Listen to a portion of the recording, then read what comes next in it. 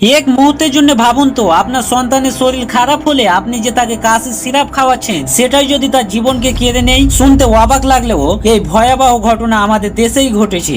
আসল ঘটনা জানলে আপনিও চমকে উঠবেন। আমাদের বাচ্চাদের জন্য তৈরি করা একটি কাশির সিরাপে এমন এক মারাত্মক জিনিস পাওয়া গেছে, যা সাধারণত গাড়ির ব্রেকের তেল তৈরি, বাড়ির দেওয়ালের রং তৈরি কাজে ব্যবহার করা হয়। তামিলনাড়ু একটি ওষুধ কোম্পানি কোল্ড ড্রিপ নামের একটি সিরাপ তৈরি করত। যখন সেই সিরাপটিকে নিয়ে পরীক্ষা করা হয়, তখন দেখা যায় যে ডাইইথিলিন গ্লাইকোল নামক এক ধরনের বিষাক্ত রাসায়নিক মেশানো আছে, এবং তার পরিমাণ এতটাই বেশি যে যতটুকু থাকা প্রয়োজন বা নিরাপদ তার থেকে কিন্তু 500 গুণ বেশি দেওয়া আছে। এই সিরাপ খাবার পরে মধ্যপ্রদেশে 20টি এবং রাজস্থানে 3টি শিশু মারা গেছে। আর কত শিশু যে এই সিরাপ খেয়ে অসুস্থ হয়ে পড়ে আছে তা কোনো সঠিক হিসাব নেই। এই নিষ্পাপ শিশুরা কাশির যন্ত্রণায় মুক্তি পেতে চেয়েছিল, কিন্তু তাদের জীবনটা চলে গেল।